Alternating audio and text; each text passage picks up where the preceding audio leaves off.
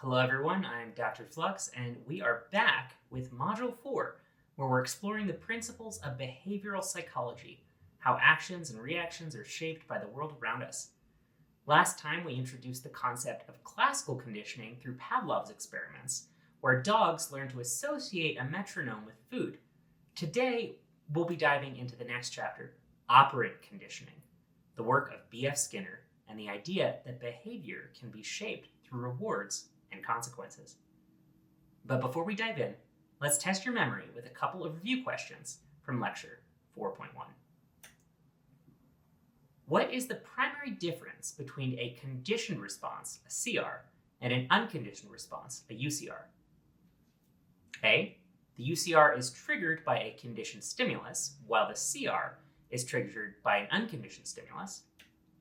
B, the CR is a learned response, while the UCR occurs naturally without prior learning. C, the CR is weaker than the UCR in all cases. Or D, the UCR is unrelated to classical conditioning processes. The correct answer here is B. The CR is a learned response to a conditioned stimulus, while the UCR is a natural response to an unconditioned stimulus. Next up, in Pavlov's experiment, what role did the metronome play after conditioning was established? A, the unconditioned stimulus, the UCS. B, the unconditioned response, the UCR. C, the neutral stimulus. Or D, the conditioned stimulus. The answer here is D. The metronome became a conditioned stimulus after initially being a neutral stimulus. This happened once the dog learned to associate it with the unconditioned stimulus, food. Great work on those questions. Now let's shift our focus to B.F. Skinner, a name you've likely heard before if you've taken any psychology courses. Skinner's work on operant conditioning revolutionized our understanding of how behavior is shaped by its consequences. Now, while Pavlov's classical conditioning emphasized associations between stimuli, Skinner argued that our actions are driven by the outcomes that they produce. Think about this. Have you ever worked harder because you knew a reward was coming? Or have you ever stopped doing something because of being reprimanded? These are principles of operant conditioning in action. In this lecture, we'll be exploring B.F. Skinner and his experimental approach. We'll be looking at the role of reinforcement and punishment. We'll be taking a look at how reinforcement schedules can impact the effectiveness of learning. We'll take a bit of a deeper dive into shaping and how it can sometimes lead to superstitious behavior. And finally, our conclusion and review. By the end of this lecture, you'll be equipped to explain the core principles of operant conditioning, identify 4 types of reinforcement and punishment, and understand how reinforcement schedules can shape behavior over time. You'll see how Skinner's model can be applied to real-world scenarios, from parenting strategies to workplace motivation to training your pets. So are you ready to dive into the world of Skinner and his famous box? Let's get started. B.F. Skinner is a name that sparks strong opinions in psychology circles. Skinner wasn't just a researcher, he was a revolutionary. He built on the work of other behaviorists like Pavlov and Watson, but took it in a bold new direction. While Pavlov focused on how stimuli elicit automatic responses, Skinner was more interested in the question, what happens after a behavior occurs? Skinner's perspective was simple yet profound. Behavior is shaped by its consequences. This idea, called operant conditioning, holds that actions followed by rewards are more likely to be repeated, while actions followed by punishments are less likely to occur. It's a model, a way to think about the push and pull of behavior in our real world. So let's set the stage for one of Skinner's most famous experiments. Imagine a small controlled environment, a box, also known as a Skinner box. It contained a lever, a food dispenser, and a light.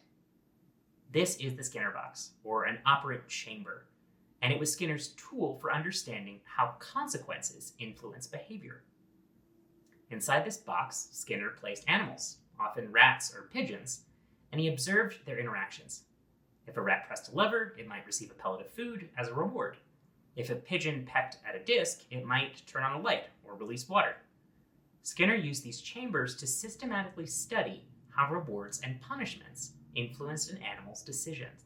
Let's watch a brief clip showing the classic Skinner box in action. He began the shaping process by showing the pigeon a dot, projected on a translucent screen. In the beginning, any motion a pigeon made towards the screen was rewarded with food. Over time, Skinner would reward the bird only when the bird pecked closer and closer to the goal, until the bird was precisely pecking on the dot. He later moved the dot back and forth and the pigeon would follow quickly and precisely track the dot, ultimately training it to track a battleship. For these experiments, Skinner demonstrated 3 key ideas that form the foundation of operant conditioning. The first is that behavior is trained by consequences, reinforcement and punishment. Skinner defines 2 tools for shaping behavior. Reinforcement strengthens a behavior, making it more likely to occur. Punishment weakens a behavior, making it less likely to occur. Through this, Skinner developed a process known as shaping, a way to reinforce complex behaviors. He demonstrated how even these very complex activities could be taught by reinforcing small steps toward a desired action. Skinner wasn't just tinkering in his lab. He was building a model of learning that applied to everything from classroom management to animal training to designing effective workplace systems. It's hard to overstate just how far-reaching his ideas have been. Let's take a moment to reflect. Think about a time when a reward or a punishment influenced your behavior. Maybe you studied harder because you were promised a treat afterwards. Or perhaps you avoided breaking a rule because the first time that you did it, you got in trouble. Can you identify what reinforced or punished your behavior? Now that we've introduced Skinner and his box, let's dive deeper into the mechanics of operant conditioning, what they are, how they work, and how you can spot them in everyday life. When we think about behavioral change, it's all about consequences. In operant conditioning, consequences can either strengthen or weaken a behavior. Skinner classified these consequences into 2 categories, reinforcement and punishment, and each can take one of 2 forms, positive or negative. Let's break this down. Reinforcement is all about increasing the likelihood of a behavior happening again. Think of reinforcement as adding fuel to the fire. It keeps the behavior burning bright. This is how it works. Positive reinforcement, or plus R, is about adding a desirable stimulus to encourage behavior. An example of this might be a teacher giving a student a gold star for completing their homework.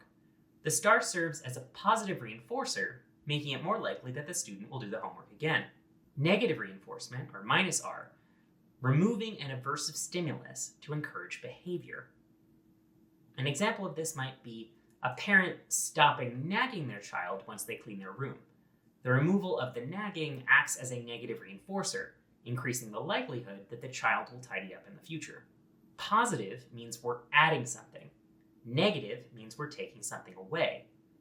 Both are types of reinforcement, and they aim to strengthen a behavior. On the other hand, punishment is about decreasing the likelihood of a behavior, and it also has positive and negative elements. If reinforcement adds fuel, punishment's like pouring water on the flames. Here's how it works. Positive punishment is adding an aversive stimulus to discourage behavior. An example of this might be a student talking out of turn in class and being given extra homework. The added homework discourages the student from interrupting again. Negative punishment is a bit more challenging to think about, but it involves removing a desirable stimulus to discourage a behavior. An example of this might be a teenager losing their phone privileges after breaking curfew. The removal of the phone acts as a negative punishment, making it less likely that they'll break curfew again. Remember, positive and negative in this context don't mean good or bad.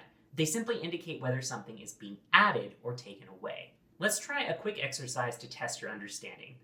For each scenario, identify whether it involves reinforcement or punishment and whether it's positive or negative. A. A dog gets a treat for sitting on command. B. A child is grounded for not completing their chores. C. A driver hears an annoying beeping sound until they buckle their seatbelt. A student loses recess time for being late to class. And here are the answers. The first one is an example of positive reinforcement. Adding a treat encourages the behavior. The second one is an example of negative punishment. Taking away freedom discourages behavior. The next is an example of negative reinforcement. Removing the beeping encourages seatbelt use. And finally, we see an example of negative punishment. Removing the recess privileges discourages tardiness. Now that we've covered the basics of reinforcement and punishment, it's time to explore how the timing and frequency of consequences affects behavior. Let's dive into schedules of reinforcement, a powerful way to shape not just actions, but habits. When it comes to reinforcement, it's not just what you do, but when you do it that matters. Skinner discovered that the timing and frequency of reinforcement, what we call reinforcement schedules, play a huge role in how behaviors are learned and maintained. Think of reinforcement schedules as the rhythm of learning. They set the pace for how quickly a behavior is acquired and how resilient it becomes over time. Let's start with the simplest schedule, continuous reinforcement. This is when a behavior is reinforced every single time it occurs. Imagine a vending machine. Every time you insert money, you hopefully get a snack. It's reliable, predictable, and immediate. In terms of advantages, this method leads to rapid learning because the connection between behavior and consequences is clear. But as for disadvantages, it often leads to rapid extinction. If the vending machine suddenly stops working, how many times will you try giving it money before giving up after not receiving any snacks? In the real world, reinforcement isn't always continuous. Often it's delivered on a partial schedule, meaning reinforcement occurs only some of the time. This is referred to as partial reinforcement, and it can be broken up into 4 types: fixed ratio, variable ratio, fixed interval, and variable interval. First, taking a look at fixed ratio schedules. A fixed ratio schedule is when reinforcement is delivered after a set number of responses. In terms of behavioral patterns, this has high response rates, often with a brief pause after each reinforcement. This is because the person or organism knows exactly when the reward is coming. An example of this is like a coffee shop loyalty program that gives you a free cup of coffee after every 10 purchases. A variable ratio schedule delivery is reinforcement that's delivered after an unpredictable number of responses. This leads to a steady and high response rate with no pauses. The unpredictability keeps a person engaged. It could happen on the very next try. You never know. A slot machine in a casino is a great example of variable reinforcement schedules. You never know when the next pull will hit a jackpot. A fixed interval schedule is when reinforcements are delivered after a fixed amount of time has passed, as long as the behavior occurs. This leads to something called a scalloped response pattern. Low activity right after reinforcement, but increasing as the next reinforcement approaches. This is usually because people learn to time their efforts based off of when the reward is coming. An example of this is getting a paycheck every 2 weeks, as long as you show up to work and do your job. Finally, a variable interval schedule is when reinforcement is delivered at unpredictable time intervals. In terms of a behavioral pattern, this leads to steady but moderate response rates. Since you can't predict when the reinforcement will happen, you stay engaged pretty consistently. An example of this is checking your phone. You never know when a notification is going to arrive, but it does, with some frequency. Reinforcement schedules give us powerful tools to influence behavior over time. But how do we use these tools to teach complex actions or explain odd behaviors? Well, let's take a look at behavioral shaping next. Can you teach a rat to play basketball? It might seem far-fetched, but with the right approach, it's absolutely possible. Let's watch a video that demonstrates this. We are live here at Wofford College, Spartanburg, South Carolina. We're at McMillan Theater. I'm here with Peter. Couldn't ask for a better day here, Kenny. What's your predictions for today? Woo, I don't know. There's a lot of talent in the rats down here. I really couldn't pick one, but we're going to have to wait and see, and the outcome's going to be unpredictable. So. The objective here in rat basketball is to gain a better understanding of how to shape the rats or shape your subjects into doing a certain behavior. Once they get the ball into the basket, they'll get a reward in here, and that'll be their reward to reinforce the score. And so there's no clock in just the first 2:11, and 7-0 is a skunk. So Kenny, will you please do the honors? All right, y'all. Get excited. Tip-off's about to begin. 3, 2, 1. Let's play rat basketball.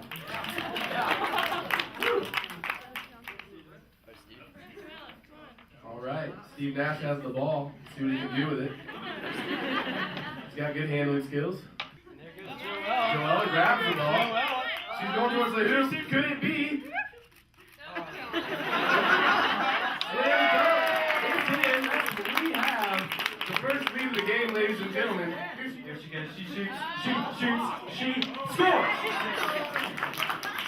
Can we get a little crowd noise up in here? I want to hear this side of the room get crazy. Let's go. Yeah. Here we go. And it's in.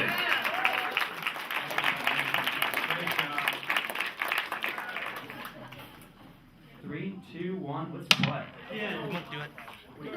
She's so quick. Pandora has a nice start. She's a fierce competitor. 5-0 Pandora. She goes for her 6th goal. That is 6-0. She is well away from the skunk. Let's see what she says. That's 7, Drives to the hoop. She's up. And it's in. That is one. Up here. Come on, Pandora. No. Yes. Oh, wow. Look at that. That steal. Wow. Do it. Lock out. Absolutely. One more. There we have. That's a strong hand. That's good.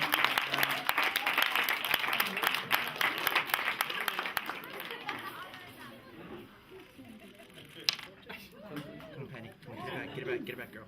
Look at Zena. 5-2. 5-3. Wow, this is quite the game. 9-4. I've never seen a match like this in my life. Get it back, baby. I am truly speechless right now. Pandora's attention to the ball is 9-5 now. 10-5. One more point. Come on, baby. Pandora only needs one more point, ladies and gentlemen. On your feet. Here she goes. She drives to the hoop. Do it. And there it is. We have a winner. Now that you won the championship, what do you want to do? Keep playing. Alright, I was going to go to Disney World, but hey, it's cool. Yeah, it's been a lot of fun. It's been a really good experience, and it's a really neat way to learn about technology.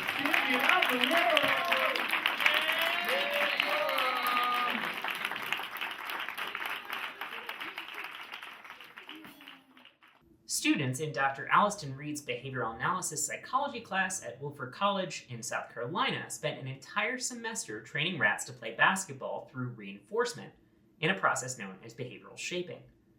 Shaping allows us to teach complex behaviors by breaking them down into smaller, manageable steps and reinforcing each step along the way. Let's break this down. Imagine you wanted to teach a rat to dunk a ball into a tiny hoop. That rat won't perform the full behavior right away, so you have to start small. First, you reinforce the rat approaching the ball. Next, maybe you reward it for touching the ball. Then you reinforce it for picking the ball up. You could next reinforce the rat when it nears the hoop. And then finally, you reward the rat only when it successfully dunks the ball in the hoop. Each step builds on the last, gradually guiding the rat toward the final behavior. This technique isn't just for animals. We use it in classrooms, workplaces, and even therapy. Shaping works because it leverages two powerful principles of operant conditioning. The first is successive approximations. That includes reinforcing small steps that get closer to the target behavior. The next is differential reinforcement, providing greater rewards for responses that are closer to the desired outcome. A tool that falls under this is usually called jackpot reinforcement. A larger than usual reward is delivered when the learner successfully performs the entire behavior for the first time. Think of it as a big celebration for reaching the final goal. Let's think about this concept in a human context. Imagine you're trying to teach a child to tie their shoes. What could the steps look like? You start by identifying some small actionable goals, like reinforcing a child for holding the laces. You can then reinforce them for crossing the laces over each other. And this continues in smaller and smaller steps until you reach the final step, which is to reward the child for tying the bow and giving them a massive reward. Maybe a lot of gummy bears. Each step builds confidence and skill until the child masters tying their shoes. Shaping requires practice and consistency, but it's incredibly effective for teaching behaviors that would otherwise seem too complex. But let's pivot to something a bit more peculiar. Sometimes different reinforcement schedules can reinforce some odd behaviors. This makes me think of a time when I was younger and first learning to drive. This is my first car, a baby blue 1987 Chevy Cavalier. When I was first learning to drive, I once had a friend tell me that if I flashed my headlights at a traffic light, it would make the light change to green more quickly. There is no truth in this. But for about 2 years when I started driving, I used to flash my headlights religiously at stoplights. I'm pretty sure that every other driver hated me. The problem was, sometimes it seemed like my actions paid off. Sometimes flashing my headlights did actually coincide with the light changing. This reinforcement was incredibly variable, and I started to see signal where there was none. This reinforcement was incredibly variable, and it started to consistently reinforce my behavior. Eventually, I realized that nothing was happening, and it took me a while to get rid of that behavior, which we will be talking about in the next lecture. But something similar to this happened with Skinner and his pigeons. Let's take a look.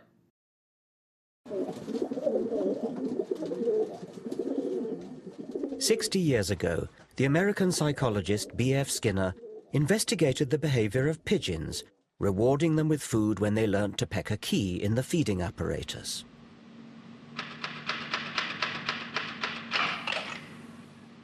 But then Skinner set the apparatus to reward the birds at random. Now the pigeons just had to sit back and wait. But that isn't what they did. Instead, the majority developed what Skinner called superstitious behavior. When an individual pigeon, for example, happened to look over its left shoulder, and the reward mechanism just happened to click in at that point, it would have got the idea that it was looking over the left shoulder that had got it the reward, so it tried it again. By sheer luck, as it happened, the reward mechanism delivered food at the same time again. And so the pigeon was reinforced in its idea that looking over the left shoulder was what got it the reward.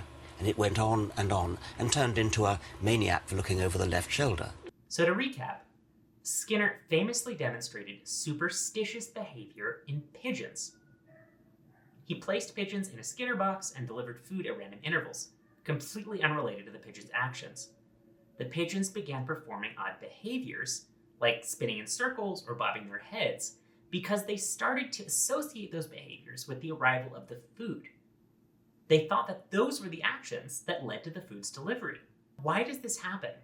It's due to accidental reinforcement. When a behavior coincidentally precedes a reward, we might mistakenly believe that the two are connected. It also has to do with the pattern-seeking nature of our minds. Humans and animals alike are wired to find patterns in our environment, even when none exist. This trait has survival value, but it can lead to some quirky and irrational behaviors. Superstitions highlight how our brains are quick to link cause and effect, even when there's no real connection. We've covered a lot today, from the groundbreaking work of B.F. Skinner and learning the principles of operant conditioning. We learned about reinforcements and punishment. We talked about reinforcement schedules. We talked about behavioral shaping. And we got into how all of this can lead to superstitious behaviors. Operant conditioning is a theory, a model that helps us understand how behavior is influenced by its consequences. Whether you're training a rat, managing a team, or working on your own habits, these principles can guide you. But as always, keep in mind our theme. All models are wrong, but some are useful. Operant conditioning offers a powerful lens for understanding behavior, but it's not the whole story. It simplifies complex human experience into observable actions and consequences, a strength and a limitation. Let's do some review. Which reinforcement schedule is most likely to produce steady, high rates of behavior with no pauses? Fixed ratio, variable ratio, fixed interval, or variable interval? The answer is B, variable ratio. The unpredictability of the reward keeps the behavior consistent and frequent, just like a slot machine. In the context of shaping, what does the term successive approximations refer to? A, reinforcing a behavior only when it's fully completed. B, reinforcing each small step that gets closer to the target behavior. C, using punishment to reduce unwanted behavior, or D, delivering reinforcement on a variable schedule. The correct answer is B, rewarding each small step that gets closer to the target behavior. This method helps learners gradually build complex behaviors. Now that you've seen how operant conditioning works, take a moment to reflect. How might you apply these principles in your own life? Could you use reinforcement schedules to build a habit of your own, or perhaps shape a behavior of a friend or someone that you're mentoring? Operant conditioning reminds us that behavior is fluid. It's shaped by our interactions with the world, and that's a powerful insight. As always, thanks for joining me on this exploration of behavioral psychology. I hope that today's lecture gave you tools to think critically, engage meaningfully, and maybe even experiment with shaping behavior in your own life. So until next time, stay curious, stay resilient, and above all, live life in flux. Flux out. See you in the next lecture.